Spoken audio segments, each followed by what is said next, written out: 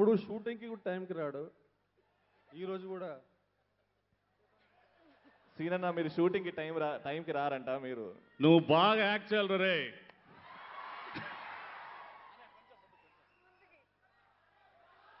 Hi darlings. ఆహా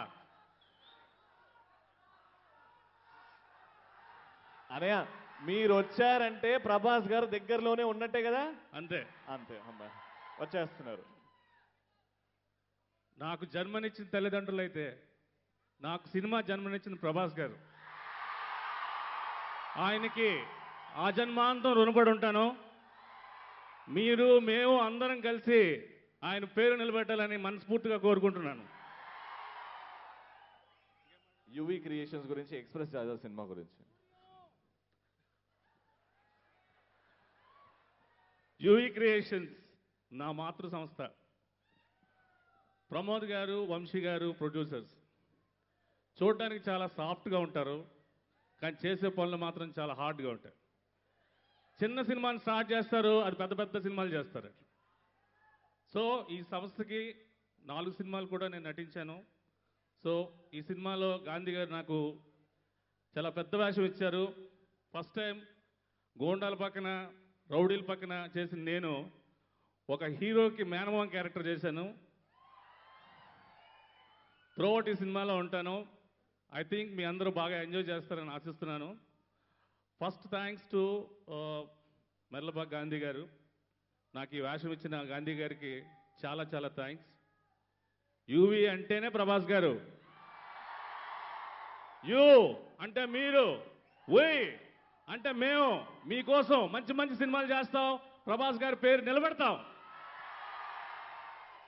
and మా Sarvananda darling గురించి చెప్పాలి. చాలా సాఫ్ట్వేర్ ఇంజనీర్లా ఉంటాడు ఆయన. లోపల మామూలు మాస్ లేదు. ఈ సినిమాలో మా వాడు మాస్ ఎలిమెంట్స్ మీరు చూస్తారు, చూసి చప్పట్లు కొట్టి కొట్టి కొట్టి మామూలుగా ఉండదు. డాన్సులు ఎరగదీస్తాడు అన్నయ్య. ఓ మేనల్డ్ కదా, మేనల్డ్. And heroine hi.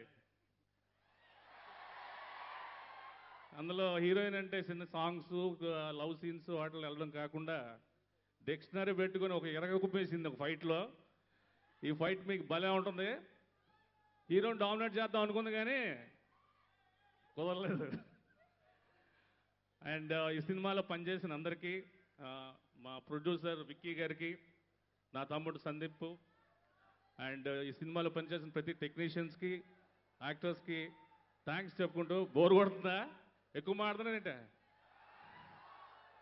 Thank you darlings, I love you.